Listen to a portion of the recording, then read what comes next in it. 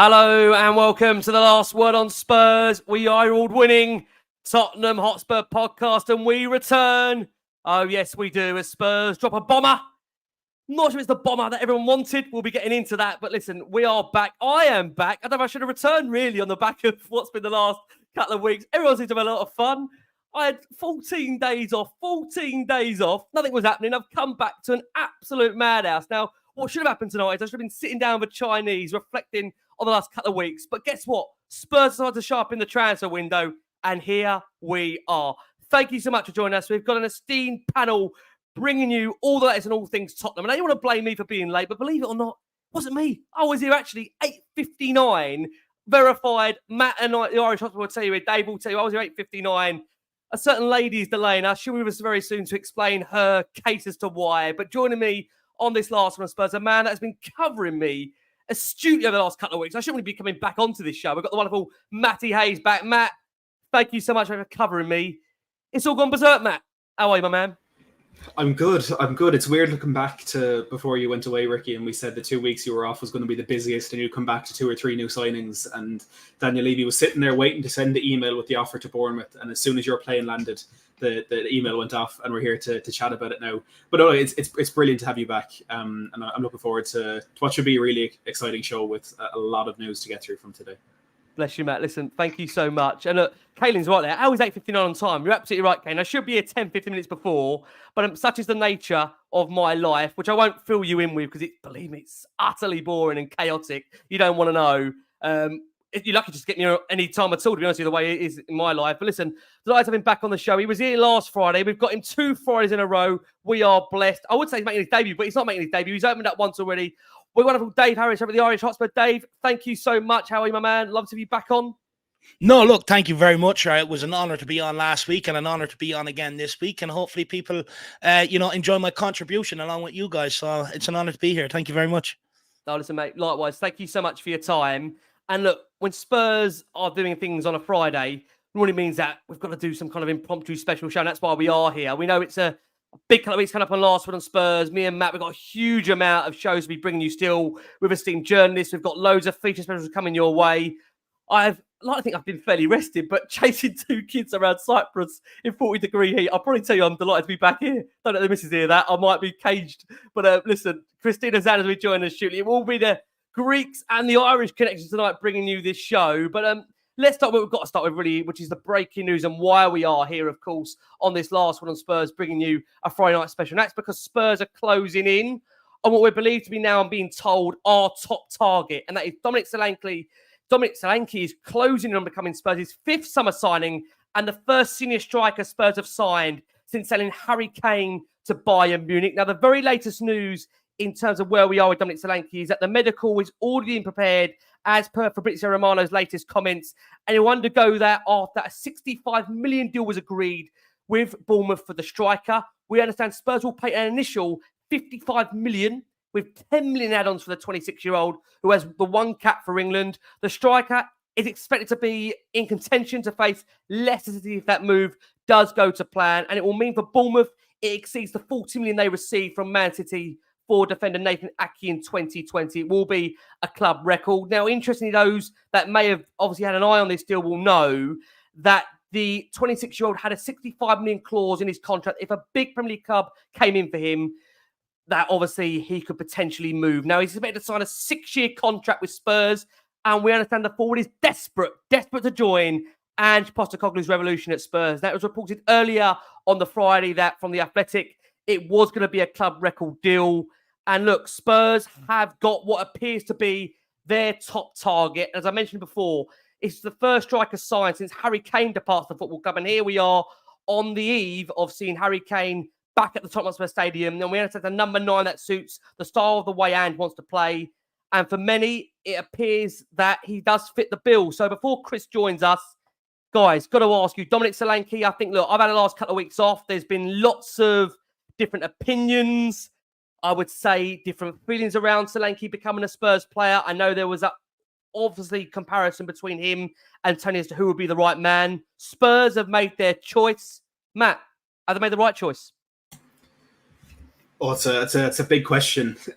It's not the choice that I would have made is how I'll preface this, but there's two things that we've heard today that I think are the most important. And look, it's impossible to know 100% what went on behind the scenes, and it's impossible to know what everybody wanted, but what we're being told from the most reliable sources, first of all from David Ornstein, is that Dominic Solanke was Ange's #1 target this summer.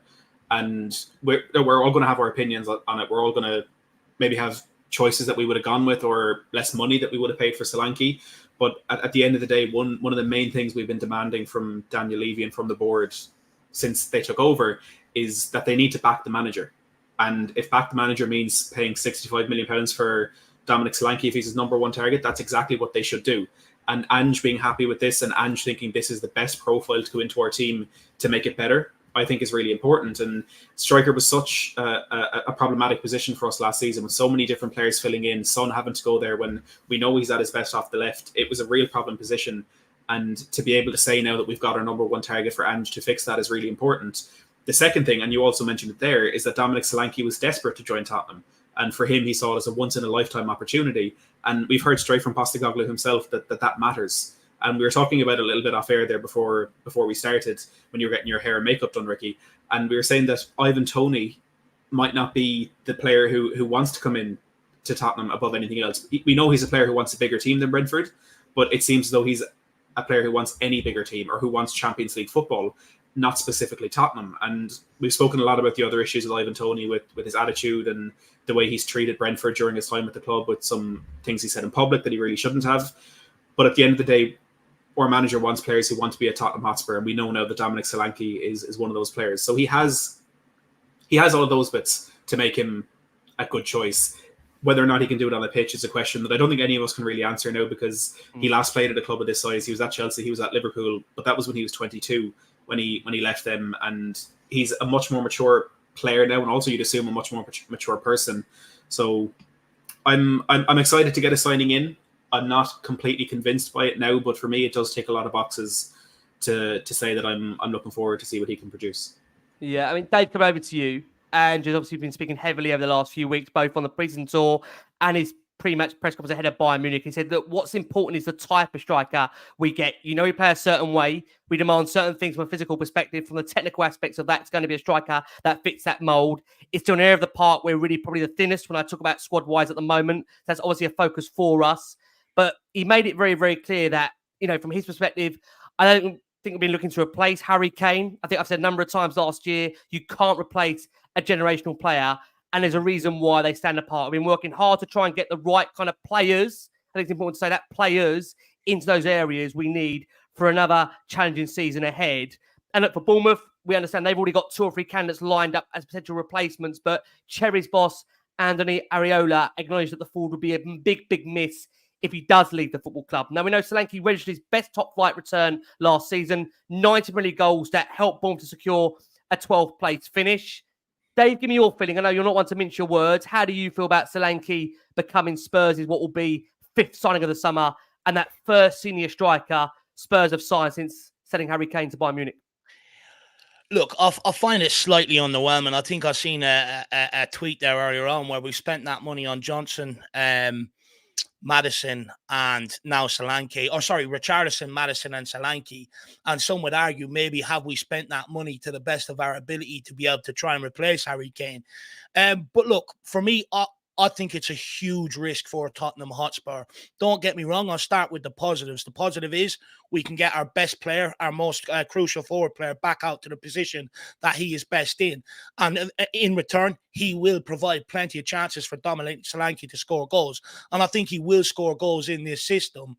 Not only that, we lacked a massive physical presence last season. And without that presence, we became very predictable to play against and defend against. We kept on looking to go to the byline and put low crosses in the box because we didn't have that target man in the area to aim for. Now that we have that physical presence up front, we should have different dimensions to our attacks where we can put balls in from different angles and not be as predictable to be able to defend against. Also, last season against Newcastle United at their place, and there was a couple of other games where teams pressed us really high up the pitch and we didn't have that out ball when Vicario went looking for it when he tried to hit a Werner, a Johnson or a Son. Dominic Solanke gives you that answer, that alternative to when teams do press you, to be able to bypass it, go into him and get him to hold it up.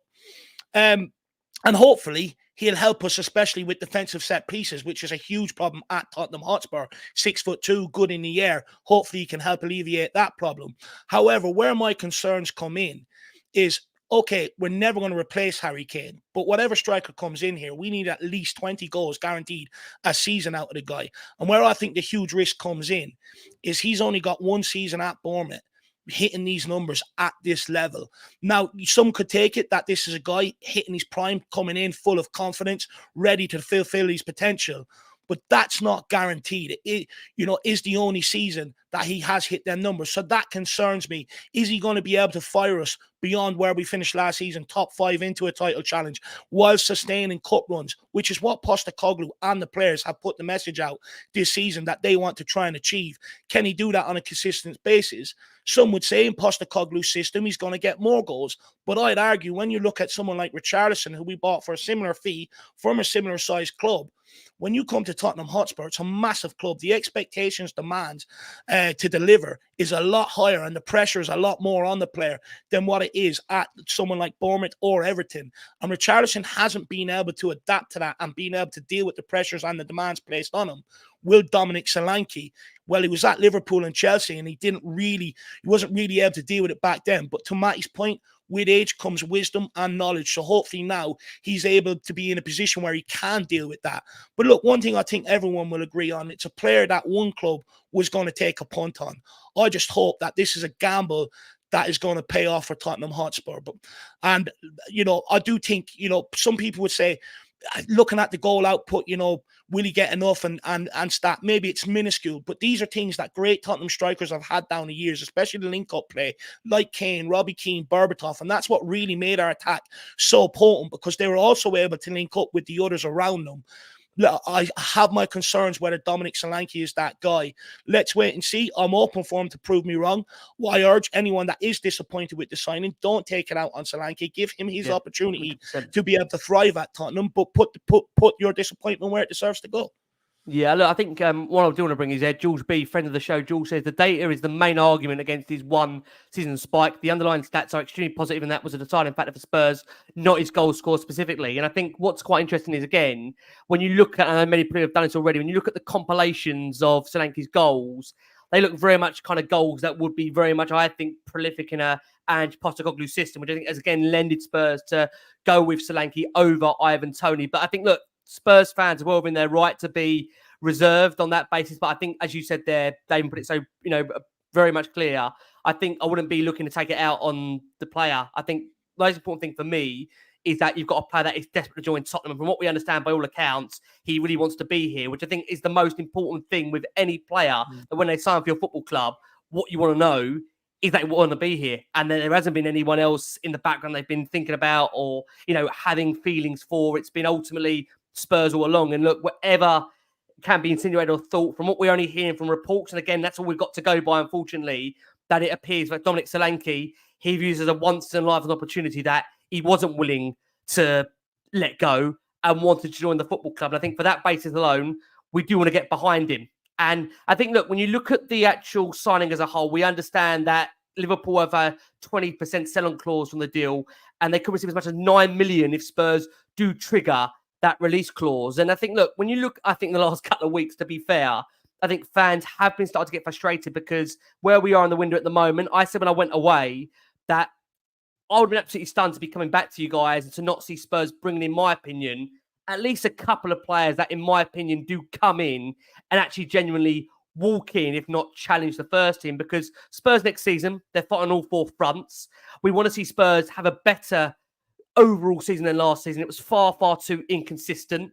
And again, I think we all want to see Spurs progress in that Europa League. They've got a genuine opportunity to win that competition, along with the domestic cups. I think for any fan to see what Spurs have needed for the last 12 months glaringly, they need a centre forward.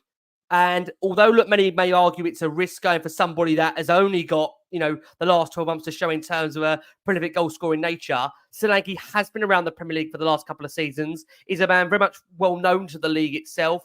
He has obviously got that one crucial season to fall back on when it looks like, again, from the outside looking in, that he really found his home last season in the Premier League at Bournemouth. And I think, again, there was really high hopes for us to come for the second season under him. And I think just to go a bit deeper, if I can, into some of those stats, because I think that's where fans, I think, at the moment are really judging whether or not this will be a successful signing. So when you compare Solanke to other Premier League strikers in the 23-24 season, he was the first in most duels contested, the first in most touches in opposition boxes, the first in most shots from fast breaks, the third highest in non-penalty XG, and the third most in non-penalty goals. He sets the record for the most goals scored in a Premier League campaign for Bournemouth.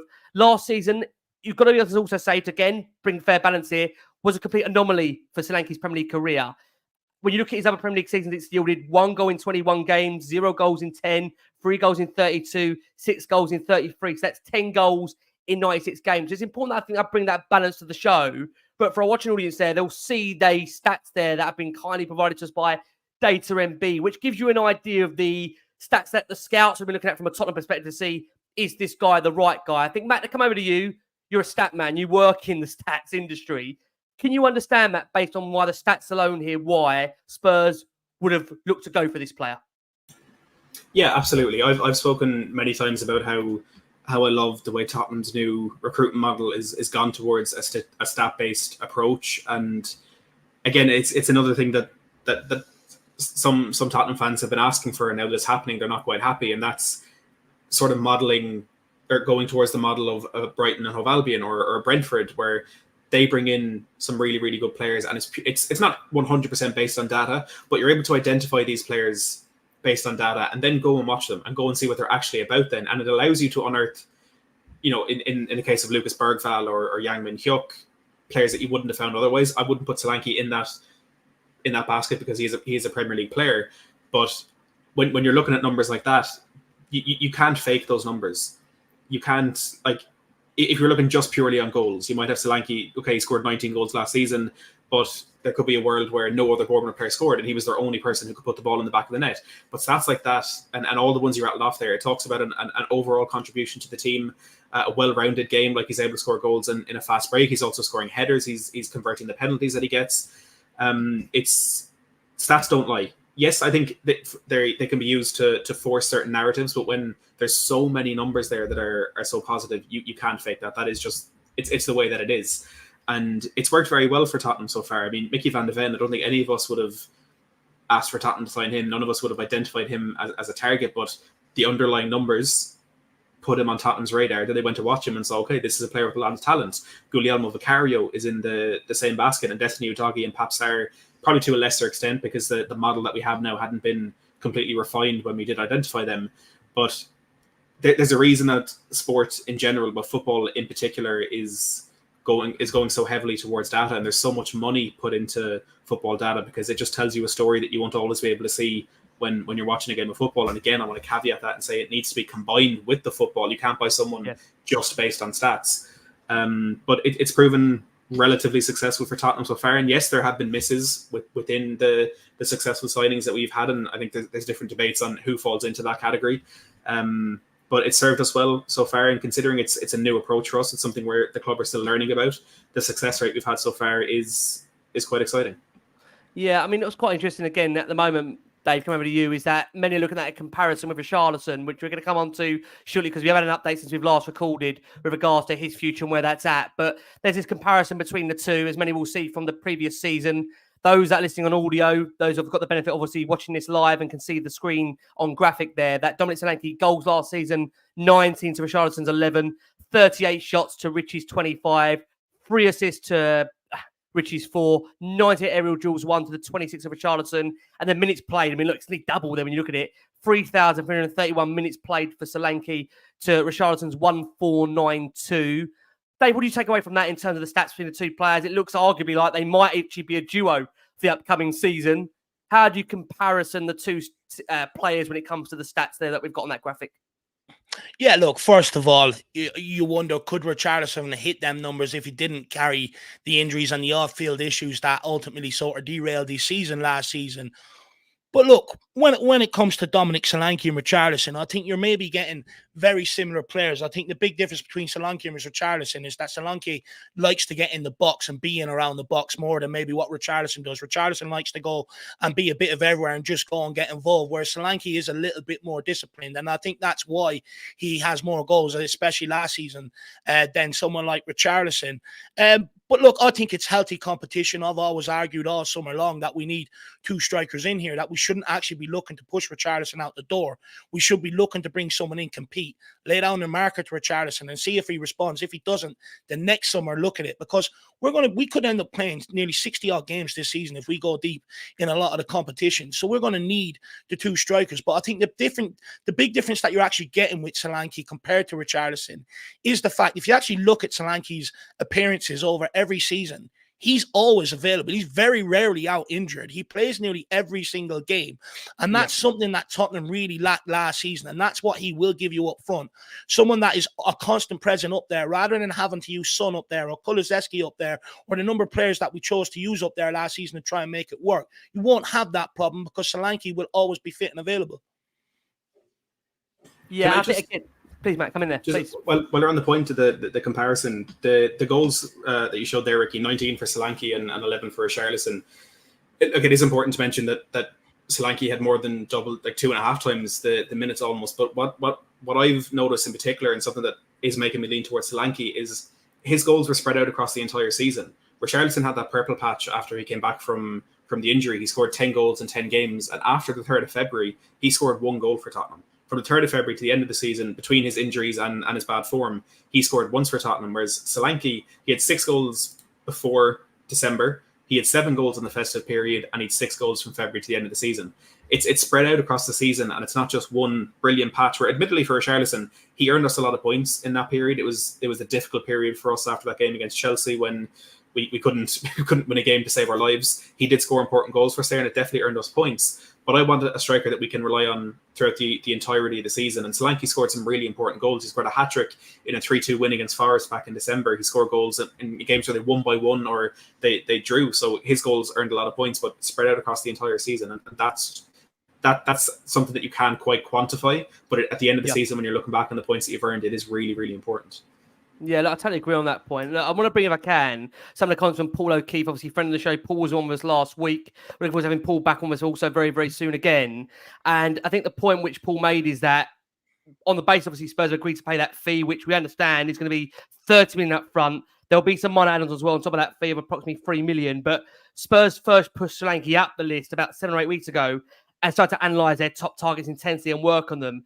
And please, this I think is a crucial part, Dave, coming over to you, that Solanke has every attribute he looks for. Further talks are to be concluded in these coming days. And I think, again, we mentioned this point. He's shown a big desire to play for Spurs. That's a huge, huge thing, isn't it? Coming over to you, Dave, for Ange Postecoglou, because I think what we all know with Ange is that we talk about that telephone call that's been made beforehand to a number of players, Vicario from one.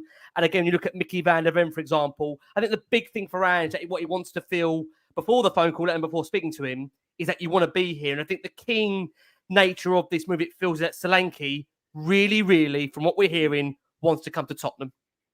No, it's absolutely huge. Look, in some of the positions we've been in years gone by, we've had to convince players to come to this football club. And ultimately, when it's come to rely on them, you know, to be able to dig us out of a grave, they haven't turned up because they haven't wanted to be here. Whereas with Dominic Solanke, he'll go into the trenches for Ange Postecoglou. And that's ultimately what Ange Postecoglou wants. Ange Postecoglou wants everybody singing off the same page, you know, pulling in the same direction. And that's why it's very important to bring in a guy that wants to come in here and add to this rather than that thinks he's bigger than the club. Because also with Ange Postecoglou's style of play, it's very demanding. Out of possession, he asks a lot of his players, and there has to be that willingness to want to do that, because the way we defend from the front, if the willingness to do that is not there, we leave ourselves very exposed to be able to play through and be able to be hit on the counter. So it's absolutely vital that striker first and foremost wants to work hard, and that's ultimately what a lot of Postecoglou's system is based off, is that hard work, that work ethic, and everything else will come with that.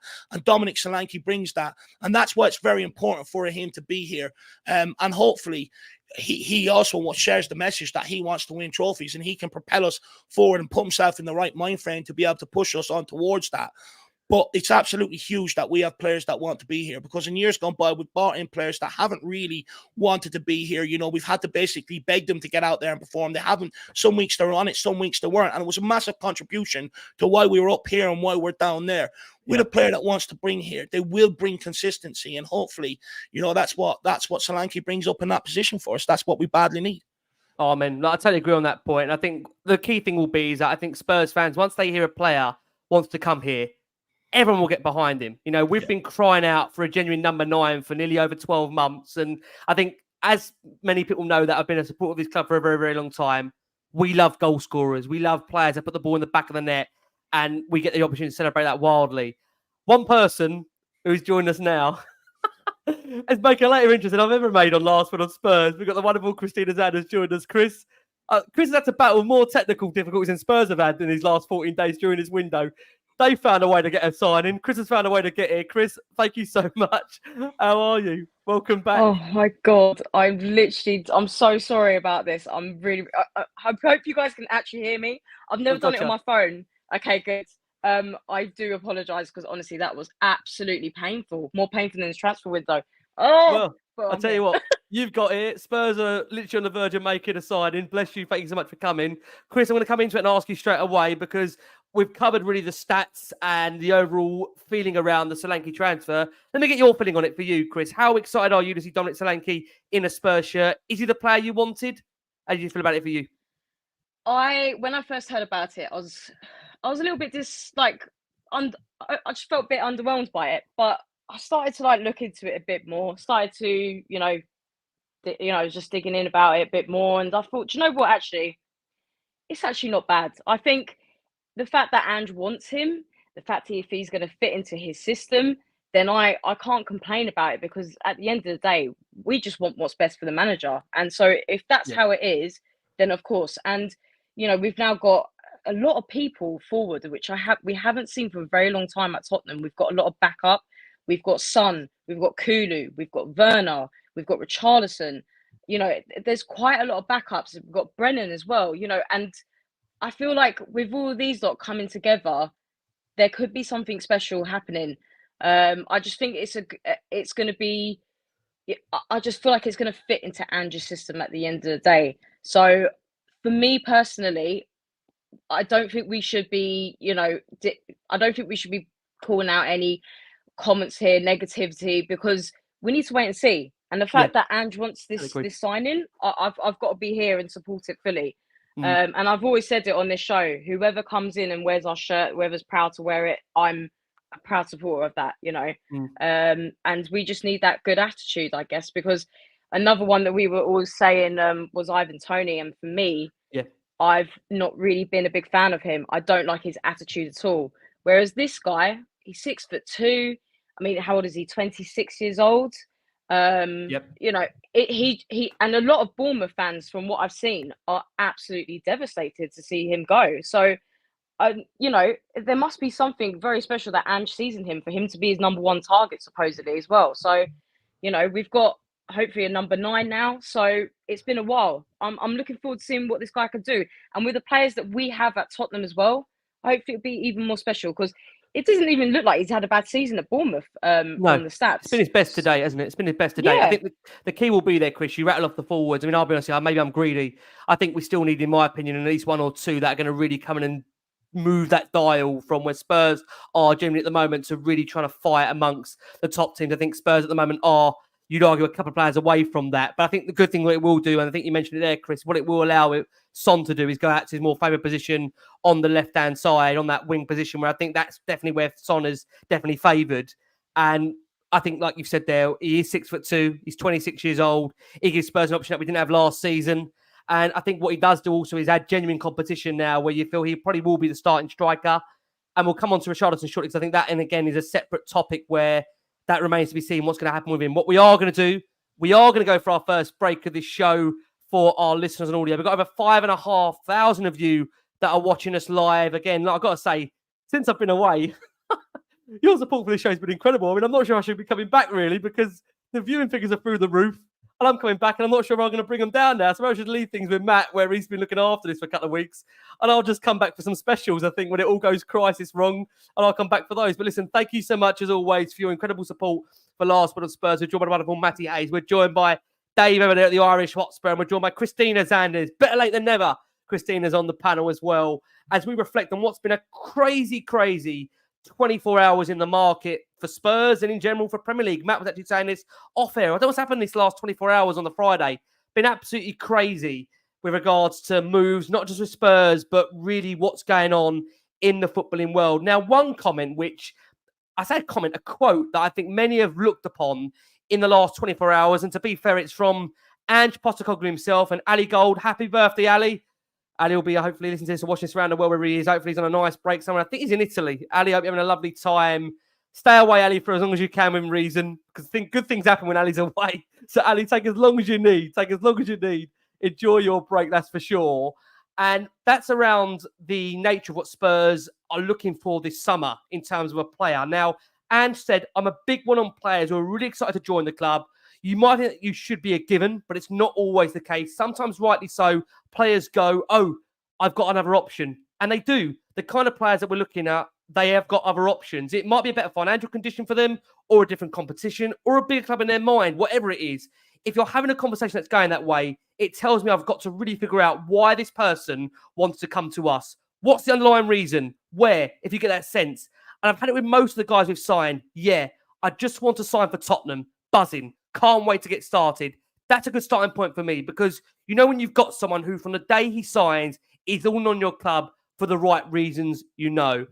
And that's what brings us interestingly on to the news that broke earlier today, that Chelsea have reached an agreement to sign Portugal winger Pedro Neto from Wolves for a fee understood to be in the region of 54 million. The 24-year-old will join Chelsea on that fee plus 2.6 million in bonuses. Neto has made 51 Premier League appearances across the last 3 seasons due to number of injuries, but we know he was heavily wanted by Tottenham as well as Chelsea. And we also understand that both Chelsea and Spurs made player plus cash offers on Thursday, but Wolves were the uninterested in both of those proposals. Chelsea then followed up with a straight cash proposal offer on the Friday, but were successful in that third bid. Now, from reports we understand, Spurs had an offer of cash plus Oliver Skip rejected by Wolves for Pedro Neto. And we've also heard reports from Fabrizio Romano who suggests that Spurs were not going to pay over 60 million to Wolves for the imminent signing of Pedro Neto. Now, Jason, one of our own, and I love Jason, has been really against this transfer from day one.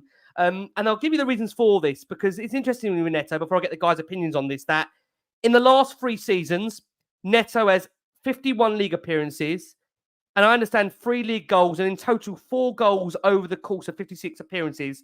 That's average minutes per game of 56.98, and on pitch, just 27% of Wolves' match time in 3 seasons, which is absolutely remarkable when you think about this. So 4 matches missed due to injury. In the 62 games, 48% of Wolves matches in that time missed. And I think that's where, again, many will look at the fact, is he worth anywhere near the 50 million being touted? Now, look, I think, again, where we've been in this window is that it's been a comparison in terms of it will be one of Neto or Eze. We've had Paul O'Keefe on this show that has told us that. It looks like Neto, you can cross him out. He's no longer an option. Matt, should we be disappointed that Pedro Neto is heading up the road, the King's Road, to Chelsea? For me, no. And I said this, I think, when it was first brought up, that I didn't want Neto because of the injuries. And it's not just the frequency and the severity of the injuries, but it's the nature of them. He had 2 big injuries last season, missed 23 games last season for Wolves and Portugal, and they were both hamstring injuries. And let's look at what's happened with Tottenham in the last 12 months and the injuries that we see in our side. And again, I know it's a common thing in Ange Postecoglou first season, a lot of hamstring injuries. You're doing a lot more running than you're used to. A lot, for defenders, much more frequent and more powerful bursts of pace. Your hamstrings are vulnerable in that. But for £60 million, you can't take a risk on a player who's not going to be available. You know, if we're saying that one of the main reasons we need to get someone in over Richarlison is how he's not available, we can't then go and buy a player who has a worse injury record. Am I disappointed that he's going to Chelsea? A little bit, because there's no denying how good a player he is, and if he can get those injuries under control, he's going to be a really important player for Chelsea. He's a great addition, and with all the wingers they already have at their disposal, I think he's going to be one of the best that's there, and he's going to be starting for them. I think Enzo Maresca has already said that he wants to play Cole Palmer in a more central role, so there is a right wing position there available, and players like Madueke and Nkunku have never really looked like making it their own. So that's somewhere where you can see Neto straight away slotting into that team. So any improvement in the injury front, and he's definitely a big player for them. But the point that you made about Postecoglou wanting players who wants Tottenham is, again, like I said, that's important for Solanke coming. It's equally as important for Neto not coming. And I think joining Chelsea shows what his motivations are. You're not joining Chelsea because they're on such a good trajectory. You're not joining them for a project. You're not joining them for guaranteed silverware, because that's not what Chelsea are at the moment. And that maybe they will win a trophy sooner than we do, but he's not guaranteed game there. The one thing is for sure is that he's getting a lot of money there. And it's hard to overlook that as a main motivation for him. So if he doesn't want Tottenham, that's fine by me. And I know we made an offer, I think it was Skip plus cash for Neto. I wonder if he did speak to Ange, and we always talk about, we heard it from James Maddison, I think 𝐼𝐸 alluded to a little bit as well, that conversation he had with Ange. I'd love to know what players had a conversation on the phone with Postecoglou and we didn't proceed with it, because I think Neto, if it did get that far, would fall into that category where I don't think he would have convinced Postecoglou that it was the right one for him. Yeah, it's interesting, Dave. Again, I don't know how much you can use X as a barometer these days when it comes to judging whether we've made the right or the wrong decision by not pushing harder for Pedro Neto. But one thing I do know, look, I love Jason McGovern, bless him, and he's been part of this show for the last 8-9 years. And I take Jason's views really seriously, because when you look at what he's laid out in terms of the injury situation around Neto over the course of the last 3 seasons, I think there'll be the fans that will be disappointed in not signing him will be the same fans saying, well, look at this guy's injury record. The minute he suffers an injury at Tottenham. But I can't deny the fact, look, the guy came to White Lane last season and absolutely ripped us to shreds. He did. He was incredible on the day. I don't think any Spurs fan could deny that. I mean, how do you feel, Dave, for you? Is this the missed opportunity, or is this a bullet dodged? We'll unmute Dave if we can. I don't blame Dave for not wanting to have an opinion on this, because X will go crazy either way. Dave did the right thing there by muting. I had to unmute you. Sorry about that. Look, I think it's one of them. If we signed them, we would have been ridiculed for it. And the fact that we've missed out on them, the board are going to be ridiculed for it. For me, I think it was a huge gamble, especially with what Chelsea paid for him. What was it, 60 million for Neto? There's no guarantee that you're going to get the output that you're hoping you're going to get when you bring him in. And the fact that Tottenham didn't sanction that deal obviously means they weren't convinced that he was entirely over his injury issues and that they could persist. So for me, I think it's an absolute bullet dodged on this one. We've already got enough problems down the right-hand side. If we bring in someone like Neto for big money and then he's out injured, you're going into the market again next summer to try and fill that position. And how many times are Tottenham going to keep going into a market and keep filling out the right wing position unless we try and get players off the books? We would have had Brennan Johnson there on 50 million, who we don't know whether he's going to come good or not. And then we would have had Pedro Neto there, and we would have been looking to try and offload one of them next summer to be able to bring in a player. So I think it's an absolute a bullet dodged, and I'm glad we didn't go for him personally. And hopefully it means that maybe Eze is on his way. I know you guys have your doubts, but I'm going to hold out hope that we can still pull Eze in here. And if not, someone like Chiesa or someone like that, it would have been frustrating if we brought him in here and he wasn't available for a lot of the season. Well, we all remember Darren Anderton, right? A great player when he was available. But the biggest frustration was because he was so good, he wasn't available enough for what we needed, and we would have fallen into the same category with Neto. Yeah, to be kind to Darren, do you know what? Pedro's got a worse record than him on the injury front. He generally has. He honestly has got a worse injury record than him. I mean, Chris, that you've been banging the Eze drum. We'll come on to Eze shortly, we will. But your thoughts, Chris, on Pedro Neto? Because I think, again, for many fans out there, it was always a thing as we one or the other in terms of Neto and Eze. But as a player, Neto, for what you saw from him last season at Spurs and the way he did rip us apart, are you upset to be missing out on this one, or is there hopefully better things ahead for Tottenham when it comes to not only, maybe forget Eze for a second, other wingers out there? Can Spurs be getting a player that is just as prolific, but also the key thing being sustainable when it comes to fitness? Do you know what I think it was that made me a bit angry is the fact that there was talks of, us getting him, and it was just Chelsea that had to get him. I think that was what pissed me off the most. But that was honestly, I think, what made me a bit angry. And then our group chat today was literally on one about the situation as soon as the news came out. But you know what? We were looking at the stats about it. And to be honest, statistically, he does not look very good. I mean, there was that one with him comparing to Werner. And Werner's had 69 appearances. Pedro's had 111. Whereas Werner's got 12 goals and Pedro's got 11 goals. We shouldn't really look very deep into this, but when you look at it like that, I mean, Werner looks ahead of him, but and the injury prone situation, you know, and that's always been a bit of an issue, annoying situation at Tottenham with, you know, players getting injured. Yep. And I feel like that is something that we need to avoid, especially with, you know, Ange's play now. You know, it's fast paced. We need to avoid that as much as possible. We want to get strong players in who are able, who are capable of dealing with it.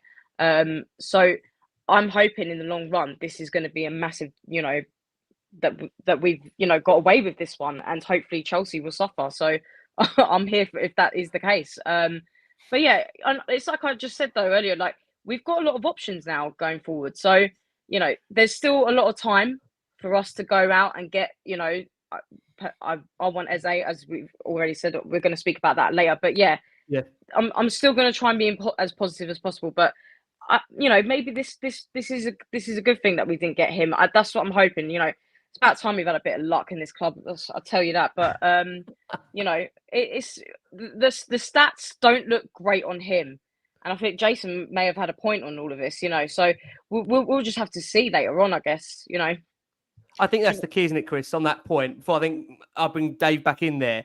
It's one of those where you will have to wait and see. Because I'll be honest with you, if Spurs end the window without Eze or Pedro Neto, I don't think we can say it's been a good bullet dodge, because ultimately Spurs, in my opinion, still need that player there. And I think, you know, before I bring Dave in there, Matt, you actually asked a question to our previous journalist, Mike, actually on the last show, where you said, would it be a failure if after all this speculation, Spurs don't go up and don't end up with either Eze or Pedro Neto? And I think given that they've both been available in this market, I would say it would be a failure, because those players have been attainable and can be bought.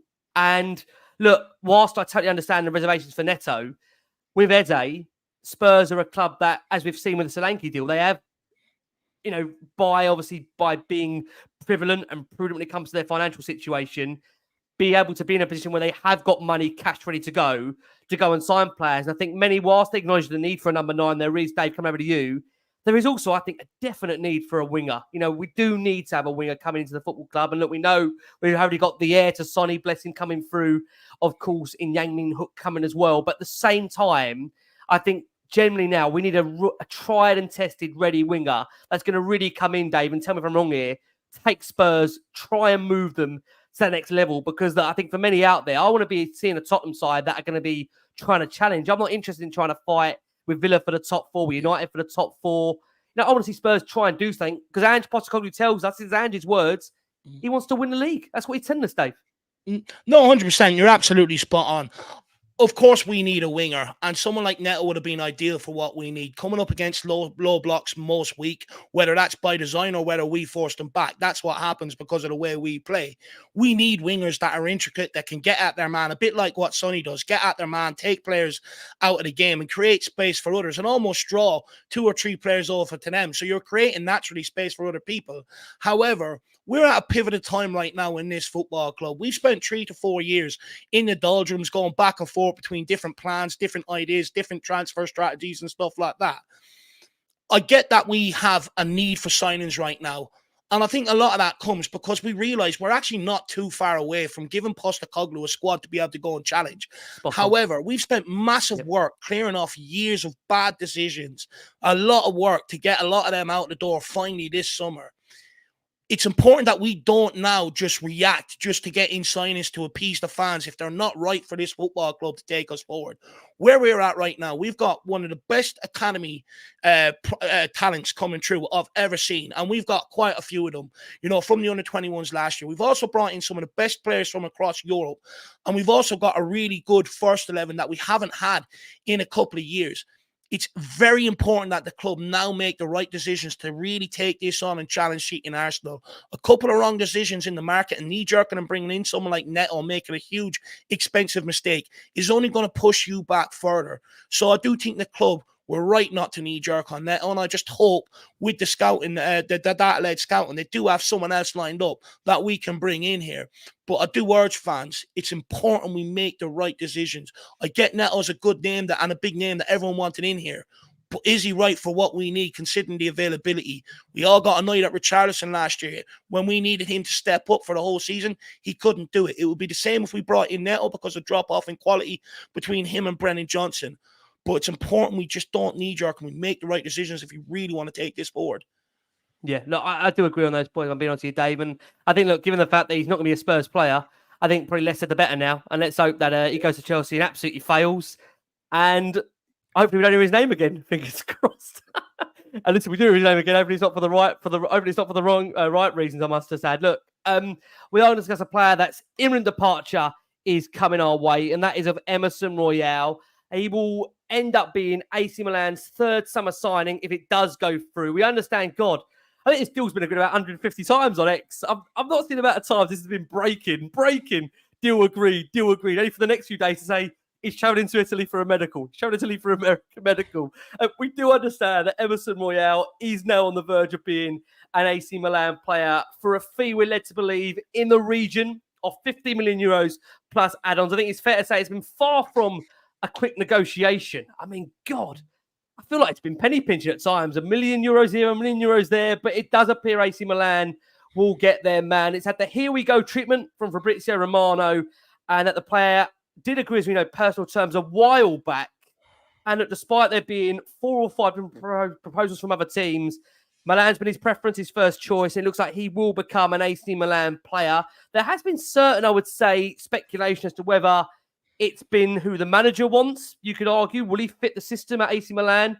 We'll see, but they are going to get their man. We did see that.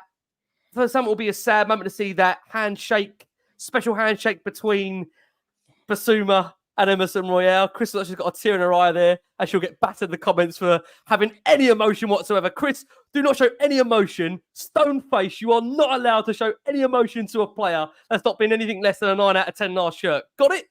Right, we'll start with Matt on that basis then. Matt, Emerson Royal to AC Milan. It looks like it's happening. It looks like it's going to happen, Matt. It's crazy that it's actually here. The moment is here because, like you said, it feels like it's been a couple of years now where we've been hearing the deal is imminent, the gap is closing. The gap must have been closing by £1 each time they went into talks. But yeah, it's a deal that suits all parties, and I've said it a couple of times on here over the summer so far that for Emerson, I'd put in a similar bracket to Pierre-Emile Højbjerg. And people would disagree with this, and people have disagreed in this, but he's not a bad footballer. I think they're both good footballers. Emerson is just very error prone, and he sometimes he does things that are a little bit silly. And when you're trying to compete for a Premier League title, or even now trying to compete to get back into the top 4, you can't afford to have that in your team, especially in the back line. But I think Emerson has quality. He's had some brilliant games for us. I remember Anfield away a couple of years ago when I think we drew 1-1 with him. I think Sessegnon got the assist for Son for our goal. Emerson was brilliant on that day, and he came up with a couple of important goals for us. But he just doesn't suit what we need at the moment and what we need going forward. His versatility has been a great servant to us, but he doesn't fit the right back role. And we don't want to be that team that has an Emerson just because he might play left back one day and centre back the next day. We need concrete definitive options, 2 at right back, 4 at centre back, 2 at left back. And there's none of those positions that Emerson fits into well enough to stay for us. I'll miss his character. I'll miss the love that he clearly has for the team around him and the love that the team have for him, which I think is really important. But unfortunately, unfortunately, that's just not enough to keep you at a football club. I think he'll go to AC Milan. I think he'll be successful, and I'll happily watch him go on and do good things. Yeah, you know what's an interesting point? I think many obviously will allude to this as well, is that we've battered the club enough for not bringing in players early enough. But to be fair to them, Dave, they have, you've got to say, in this summer, really moved to get players out the door. You know, when you think of the likes of Højbjerg depart, we've obviously had Hill now, obviously on his way. Lova Liz has left the club, also on loan. Troy Parrott's obviously left. And Ndombele, of course, gone. Ivan Perisic, obviously, as we know, departed formerly. Tanganga, Eric Dyer. To be fair to the club, as much as we are frustrated by the lack of real, genuine first-team players coming into the club, I don't think we can knock them on the out so far, Dave. They're making progress on that, right? Is it fair to say that? Let's unmute Dave on that point. I feel like every time I'm trying to make a good point about anything good, Dave has gone on mute just to make it clear that he doesn't want to answer the question. I don't blame him. There's not many good. We don't want to give many. Just building up the suspense. Yeah. Everyone's waiting to think what's going to come out of Dave's mouth. Just building up the suspense. But look, honestly, I think the club deserve massive credit for all the outgoings. Look, some would argue to put themselves in that position, and it took a long time for them to do it. But this was a process that eventually had to be undertook because, you know, everything that this club do is centered around the wage bill at the football club. And we had massive players that weren't contributing on massive wages and players that were contributing massively on smaller wages. And it was creating a huge problem, but also it was affecting, some of the bringing players in here. So it's absolutely huge that we got all the deadwood out so that also Ange Postecoglou can just progress forward without having to worry about any riff-raff players that don't want to be here or players that aren't good enough to be here. And I think they deserve massive credit because now next summer, or the next transfer window, even January, we're now heading into a position where we're talking about just strengthening this squad rather than having to worry about, 7 or 8 players that have been out on loan the previous season and trying to get them out.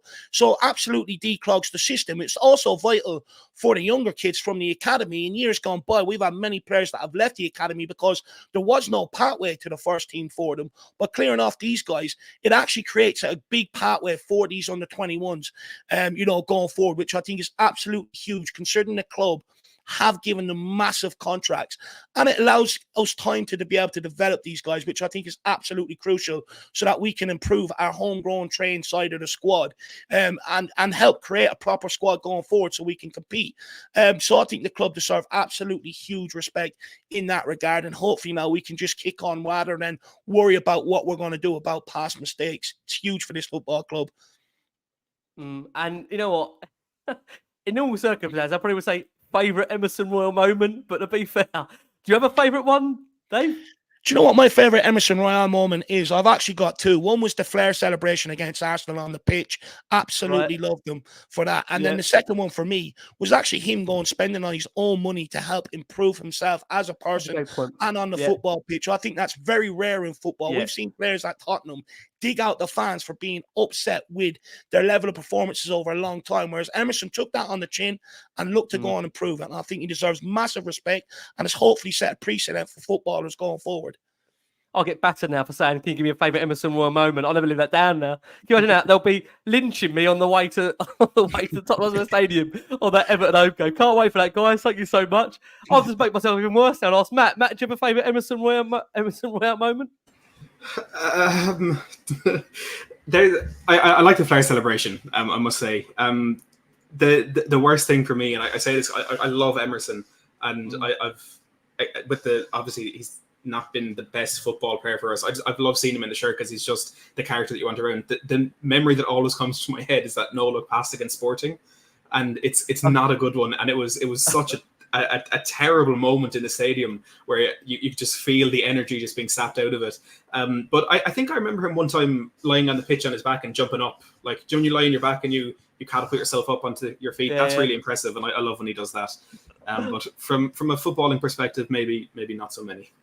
Listen, do you know what? What I will say is, this girl, bless her, Christina, you've been Chris, you are a fan that I don't know anybody that gets behind the players the way you do, in terms of that your genuine support is unwavering for players, even those that are getting absolutely battered on X or online or on socials. You stay vehement in your support and don't allow that to detract. But at the same time, I think, you're also not scared to call it out when players have had bad performances, but you just don't feel comfortable when it comes to giving a player personal abuse, which is fairly right and 100%, valid to the point of, as Spurs fans, we want to get behind the players. And let's be honest about it, there was a time where Emerson was going for a really, really tricky spell. I'll never forget the way you supported that guy on here and was very much behind him. And look, again, what I will say is that he made 101 appearances for Spurs, 4 goals, 2 assists. To bring the point back to what I think Matt said, which again can't be overlooked, is that he was a hugely positive character around the squad.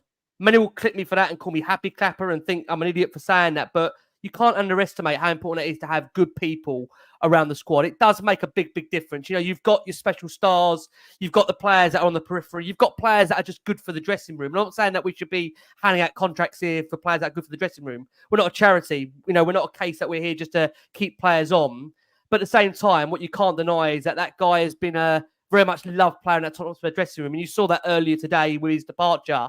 Is it only right, Chris, that, again, we also appreciate what the guy did give to Spurs in what, again, it's been a difficult period for him at the club. It's not been easy. The guy went out to booze, come back to cheers. I mean, not many players survive that, Chris. It's actually, you got to take that as, as an inspiration for all players. The amount of abuse that guy had was insane. And I can't I can't deal with that when it's your own football player, you know, your own someone that plays for your own club. To be giving that much hate to someone, to me, is just unacceptable. And he just didn't care about it. He literally just threw it over, and he went and trained hard. You know, he really went out and trained hard as much as he possibly could. He loved the club. He loved the players that he was with. That comp is gonna hit so hard. I'm telling you, it is gonna be probably the highest viewed on Tottenham. I can't wait for it. It's just Oh, maybe on his account, maybe not Tottenham's, but yeah. you know, the comp what he did when his baby like was born, it was unbelievable. I'm just gonna Yeah. miss all that. But no, in all honesty, like you know, he had some great games with us. He had some amazing moments, and You this know was what? all when he was getting hate.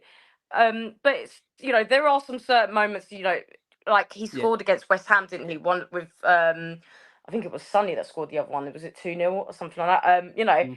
he's been involved in some of the important games. He has. Of course. But I just appreciate with how much hate he got, and then he literally just had that attitude of I don't care. Yeah, So totally agree. I you know, and I feel like every footballer should go ahead like that, you know, and it's just even worse when it's your own fans as well. It really drives me insane when I see that. But I feel like I'm gonna miss him. He was just such a great character at the club, and it's nice to see, you know, how close all of our players are.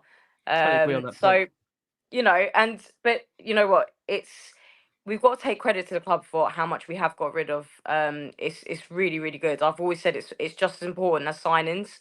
Yep. So you know, it's like you guys said earlier. This is now the opportunity for all these youngsters who have a huge amount of potential we've seen to come now and, you know, show us what you've got and show us that you know, you deserve to be in that place. And I'm always supportive of, you know, with getting the youth in. I think it's so important, and I think other clubs should look into that as well, because that's just how football should be. It should be organically grown like that from Yep. your own players. And I think we're doing a huge, you know, I think we've done a really great job on that. With getting all these youth players in with who we're picking out at the moment. So yeah, it's just, you know, as much as these signings don't seem as great so far, you know, it's just a bit underwhelming. I'm still very excited to see what the youngsters can do. You know, even with Archie Gray, who looks phenomenal. Lucas Moore, you know, we've got so many names that, you know, it's like I said, we've never really got into the youth, you know, looked into our youth players, but now a lot of people watching the under 21s, the under 18s, because we're actually really genuinely good now. Yep. So I think it's exciting times, you know, at the club in general. So, you know, we've all got to wait and see and how this season's going to go, you know. But Yep. all the best to Royal. All the best to I him. totally agree on that point. You know, Andrew was asked about him, and he said, "Look, I think me speculating around these things is a bit like the treasurer, or what you call him here, the chancellor of the exchange. Twitterettes could be in a meltdown if I speculate." See, Andrew knows. He's got a burner account somewhere. I'm warning you. The guy can watch you. The guy's watching you. Like a stock market could crash if I speculate about these things. But it's fair to say these kind of things will be resolved.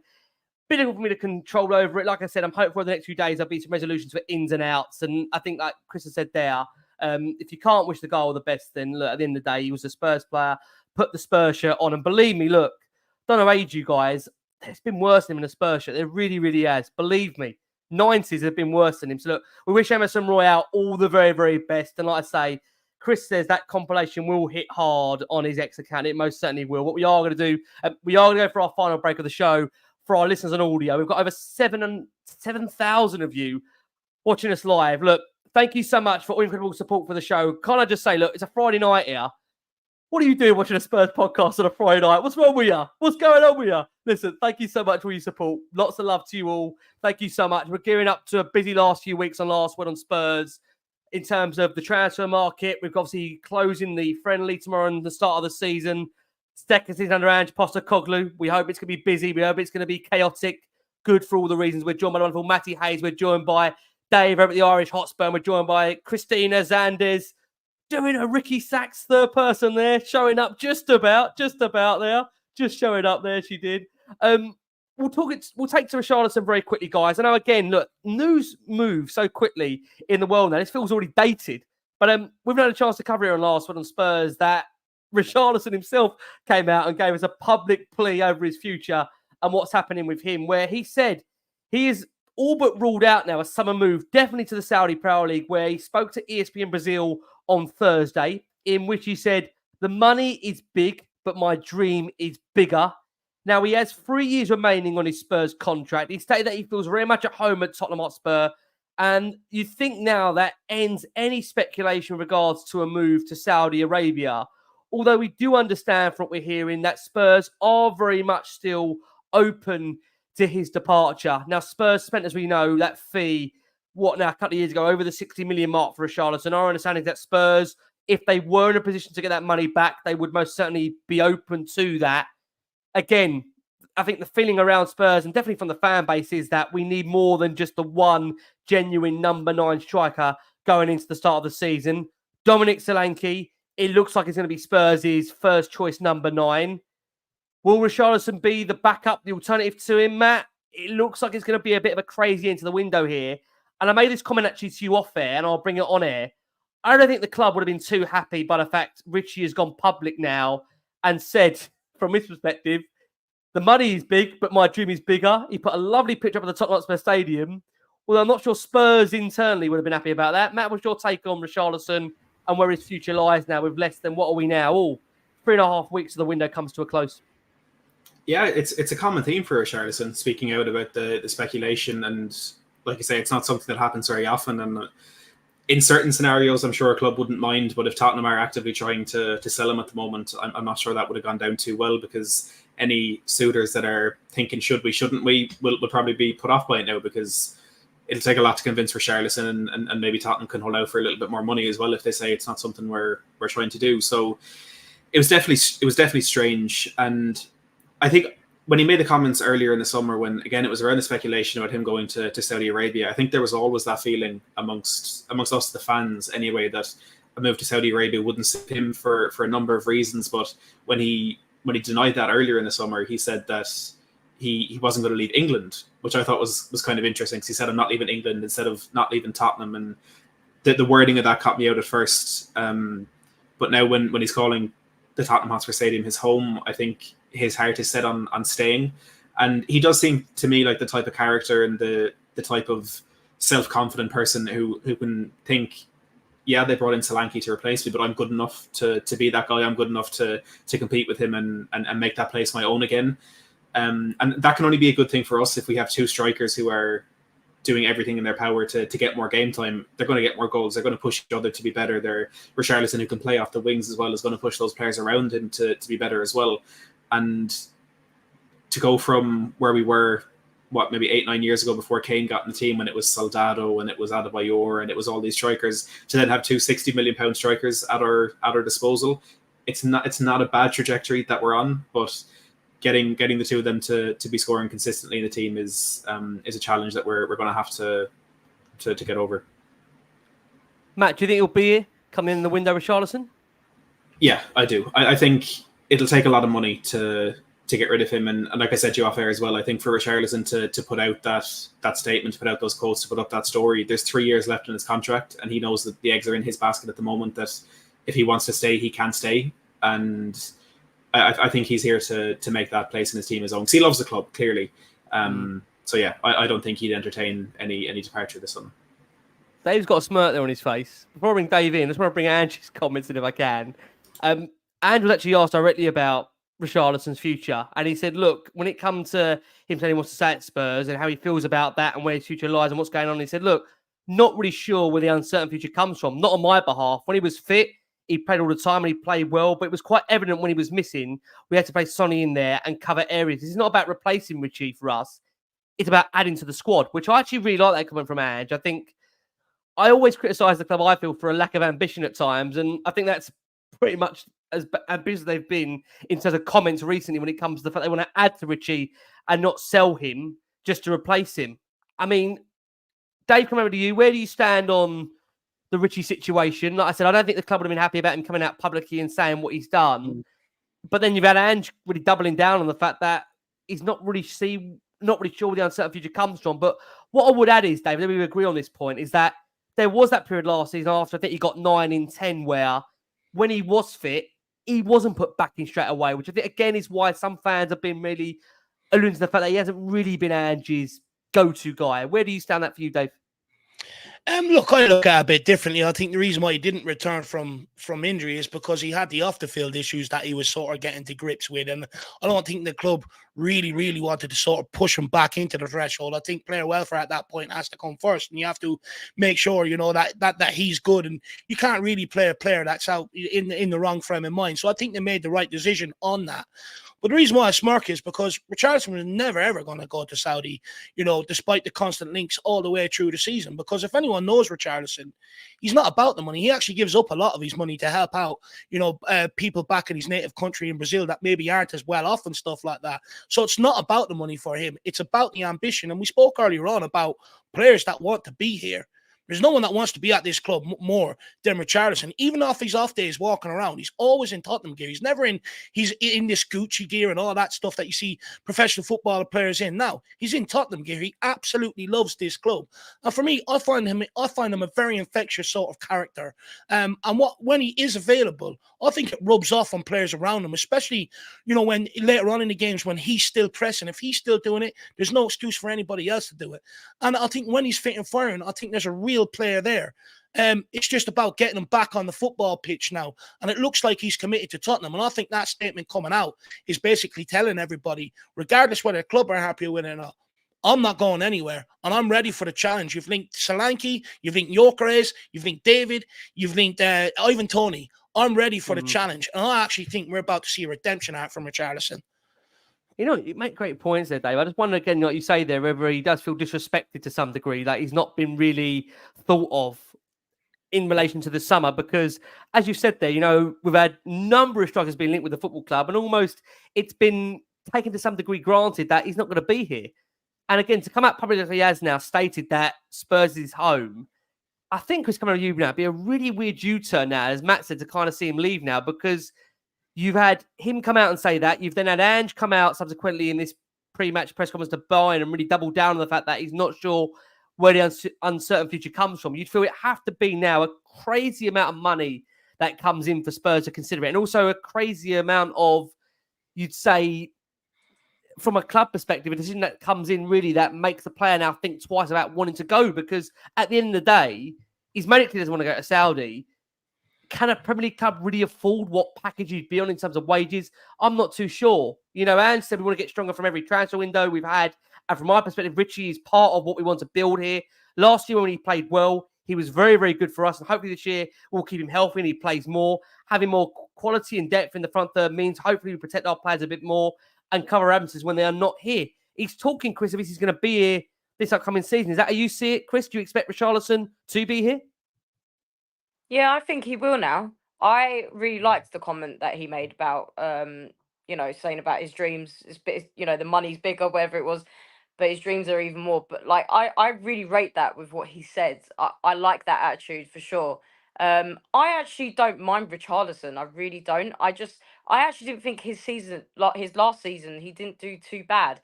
It was just his injury that let him down. I thought he was on a roll at one point. I remember he was scoring a goal, was it 3 in a row or something like that? Yeah, it was not. It was at one point, I think it was 9 in the last 10. So he was scoring goals. Yeah, and that's not bad. And I don't think he's a bad option, like a backup. I really don't think it is. So if he was, for someone that I just don't really think he is as bad as we really do, say he is. I just feel like now he just needs to not get injured for sure, but he, show us what you got. He's got the opportunity for it, 100%. But I'm not hating on it at all for him to stay. I did say at the beginning, on previous podcasts, if there was a huge amount that came in to ask for him, then yeah, but are we going to get someone else to back him up? I don't think we are. So No. I'd rather just keep him for, I think this season is just going to be, I feel like we're going to see a lot of different attitudes in our players. And I feel like with Richarlison, we've really started to see that now. So I find this one a bit bizarre because I've seen a lot of people change their mind about him after that Yeah. now. Like they want to see more Well, of him now. I think they rate the fact that he's come out publicly and said, "I want to be at Spurs." I think we love that as fans, don't we? When you have a player come Of out course we publicly do. and say, "I want to stay here." We're, and even saying, like, taking that picture of the stadium and saying, I am home, we Yeah. love to see that. That is what we Absolutely. want. We want that passion, but we Yep. also want to see that passion on the pitch. It is just Totally as agree. important. So, as much as you're saying that, Richarlison, go out there and score some damn good goals now. Like, we really want to see it. And we're here for it. We're going to back you up. But let's Yep. go out and see it, So if hopefully this is going to be a start again of something, for Richarlison this season. I just really hope that he does do it now. I think he's a good player. I think he's good. I really do. I think you're right, Chris. There's no doubt he's a good player. I think the key thing that you've said there a number of times is, can we keep him fit? I mean, Matt, interestingly, and was asked, can Richarlison thrive with another number 9 in the squad? He said, look, I don't see why that would hamper him. I like to see this as a strong team, and I'm sure every player here wants to get better. If you want to be a club that challenges for trophies, you need to be a strong squad, and that means having good quality players all over the park. As I said, and certainly saw the evidence last season, the absences cost us. I want to try and mitigate that. So it does feel, Matt, that it'll be, as I've mentioned there in the opening piece, really, really unlikely now for Richarlison to leave. Do you feel that we can get those 15 to 20 goals out of him that we have seen on a real rarity from Richarlison when you look at his stats overall as a Premier League player? I don't think he will be a 15 to 20 goal a season player, but I never thought that he would be. I think where Richarlison, when he came in, one thing that I quite liked about him is not only his versatility, but that he seems like a player who's really well suited to a team that has diversity in its goal scorers.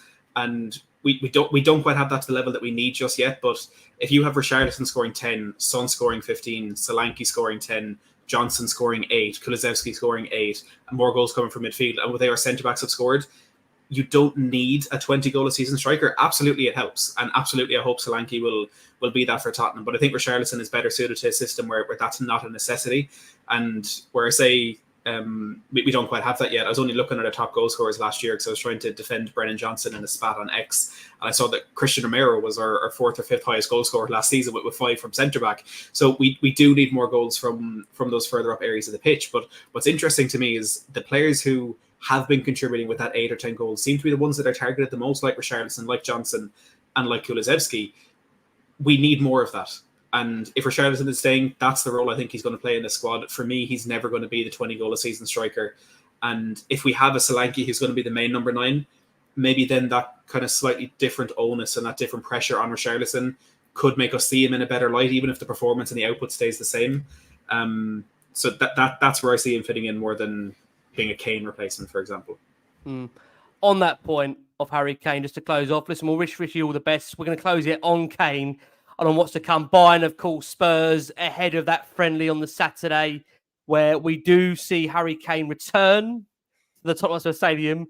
Ironic that, I know Paul O'Keefe said this, that Harry Kane will play at the Tottenham Hotspur Stadium before the Harry Kane replacement will be at the Tottenham Hotspur Stadium. It is a funny old game, but we know Spurs are closing in on Dominic Solanke. And was asked what his assessment has been of pre-season so far and the work seeing the international players return. We know Spurs have got a whole host of players returning to the game. He said in terms of the week and what's been for Spurs, that it's been a pretty good and solid week. The tour was good and well organised, less disruptive than, of course, last season in terms of the training. The games were really good, and it's in each game for us in terms of a challenge that the conditions were tough, but the players got through it really, really well. The key thing for us was getting up to date. We've got 10 days to go. We've put in a good block of work, and for the most part, everyone is pretty healthy. And from our perspective, that is the most important thing. He was asked whether he's in a better place now compared to last year. And Ange said that I feel better prepared for sure, because this time last year, there were a lot of things happening, comings and goings. Like I said, our prison tour was pretty disruptive, and we didn't probably get the games that we wanted to. Obviously, we know Spurs last year in a situation where in Thailand, it was rain off due to a monsoon. So it's a little bit of a leap of faith in terms of into the unknown, but the training sessions have gone up a notch this year compared to last year. I think that's due to the player familiarity and the coaches that we have. I think everyone thinks they've had a fantastic preseason, but we only get to know that when the first game rolls around. And as I sit here right now, I think that we're well prepared. Now, Anders confirmed ahead of the Bayern Munich game that set to feature will be Destiny Udogie back from injury, along with Christian Romero, Giovanni Lo Celso, Rodrigo Bentancur, and Mickey van der Ven, all in contention. Andrew was asked if those players will play in terms of the internationals. He said they will play a part, so we'll see what comes about with that. And obviously, it does mean the return of Harry Kane. Now, he said about Harry Kane returning that he played the one game for you this time last year, scored a hat-trick, and said, did that give you a glimpse into what he could do? And on Kane, he said, look, I think he'll score more than a hat-trick. I think he got 4 or 5, and people were questioning whether I could fit him into my system. I reckon he did all right in that game. Look, he's a quality player. He's proved that last year, went to the Bundesliga, broke loads of records, an outstanding player. I hope it's a good day for him tomorrow in terms of before the game, not during the game, but he's a generational player. These players, sometimes it's not nice in terms of seeing where they may end up in the future. But for me, look, I'm sure our fans will give him a really decent welcome. He'll appreciate that. So it'll be a good day for him until the whistle goes. And hopefully we'll make it a bit more miserable for him with a smile, as Ange said. Very quickly, guys, that we're 12 months really on. Harry Kane coming back to the football club to really close it on this. Feelings on that? We'll start with Dave, actually. Dave, what's your feeling about this friendly over Bayern? Is it the right thing to do? We know there's going to be some kind of commemorative feature happening where Ledley King's going to award Eric Dyer and Harry Kane some form of a prestigious little plaque for their good service. Is that right, Dave? Are you a fan of that? Sorry again. I'd actually question why Eric Dyer gets one. If they're going to compare his service to Harry Kane and what they both achieved at this football club, I'm not sure it quite adds up and that Eric Dyer should get one personally. When it comes to Harry Kane returning, look, absolutely fantastic player for this club. He knows I was his biggest fan. You know, me and Harry were very good friends. However, I'll be honest, once he's left, I actually have no emotional attachment to him returning tomorrow. For me now, he's an opposition player. I have no attachment to it whatsoever. I hope we win. Dave, short and sweet. Love it. Short and sweet, Chris. no attachment. I love that. Chris, come around to you. You got any more love for the ex there? Oh, do you know what? I do miss him, man. I do. How can you not miss him? He was our top player. Mrs. Goals. Oh man, it breaks my heart that we never won anything with him. That's what it is. You know what was really painful was during the Euros. I really, as much as I love watching England, I love us winning. I just really wish that we won it because for him, I really do, because he just deserves it. I feel because. Well, Dave and Matt don't. I don't blame them. Those two, I know what you guys are going to say. We've already had that conversation, Matt. But, at the end of the day, this player, he's absolutely phenomenal. I think he's just such a huge, role model for youngsters, people, footballers themselves, even managers. I just think he ticks all the right boxes. His attitude, his play, everything that he's literally done, that guy. He deserves to win something. He truly, truly does. And, it's the chapter's closed, obviously, at Tottenham with him. And I just wish him all the best. And I think tomorrow's going to be really nice. I think it'll be nice for all the players to see him once again at our stadium. I think it'll be nice for himself. I'm sure his family will probably be there because I know, was it his partner, her family is all Spurs fans. He's always going to have a soft spot for us. I'm sure he will, I'm sure that will all come out even more later on in his career. I'm sure he probably can't really say much now, just like with Gareth Bale, how it was. But later on, you see, what, Bale still loves us just as much as we love him. And I think it's exactly the same situation. So, I think it'd just be a nice day. It'd be nice to see who goes, I would personally just like us to beat them. It's just nice little nudge. Why not? But just hope that it's just a great day for all the fans and for him himself. And correct me if I'm wrong, I've been off for 2 weeks, so I don't know if Aslan's put together a hymn there or that's a poem. Christina Zandes with Kane on her mind, but Solanke's the name in the hope she'll find. With Son on the squad, they'll forge a new reign. In white and gold, they'll honour Kane's name. What a lovely little rhyme that is there, and I'm sure Chris will get that delivered to on a plaque somewhere in that lovely home she's got. That'll be up there in the monument there next to the PS5 where it should rightly belong, that's for sure. Let's go. Joe, I thought I've been off for 2 weeks. Have I just misread a poem there or a quote? This show never ceases to amaze me when this does go. Matt, we'll come over to you to close it. Harry Kane's return, he will get a decent applause. I only say that, Matt, because, you can't be certain these days in football. 2024, the world we live in now, you can't be guaranteed someone will get applauded back into a stadium. You know, any doubt for you, Matt, that he won't be applauded to the rafters? Do you think there might be a muted reception? Thoughts on it for you, Matt? I think the majority will applaud him. I think we're going to hear a rendition of Harry Kane. He's one of our own tomorrow. If I was there, I'd certainly sing it. I think some people don't give Kane the credit he deserves for how long he stuck with us. And look, we know 2 years before he left, he did try and get a move, but bar that kind of 1 month period after the move to City fell through, he always gave everything for the badge. And we gave him a lot, but he also gave us a lot. And I think as well what he probably deserves credit for is he could have waited a year longer at Tottenham, had the pick of any team in the world, and he could have got 100 million signing on fee for himself. But he went the year in advance. He allowed us to get some money back in to replace him, which we decided then not to do. But that's another conversation. He's going to get his name sung. He's going to be applauded, and it's going to bring a tear to my eye. He's just, like, for me, I've not been a Tottenham fan for as long as a lot of people in the chat. He is the best player I've seen play for Tottenham. Maybe for people who watch for a lot longer, he is as well. He's such a special footballer. He's a record goal scorer. He is. Yeah. He's just a special person that we're all extremely lucky to have seen play for Tottenham, and we need to show him that appreciation and make sure he knows that the love isn't gone just because he left us to go on and try and be successful. I hope he scores, but then I hope Mikey Moore scores twice and we win. Love that. Future Spurs star in the making. I do love that. And you know what? Look, I think it's been a really, really interesting show. One that I think for many out there will leave them debating whether we are making the right decision on Solanke. But we've given you the pros and cons as to why. Hopefully he's the right man. If you feel he's the right man. Neto, that's been an interesting chat. Again, when you look at those stats out there, there'll be many that maybe we have dodged a bullet.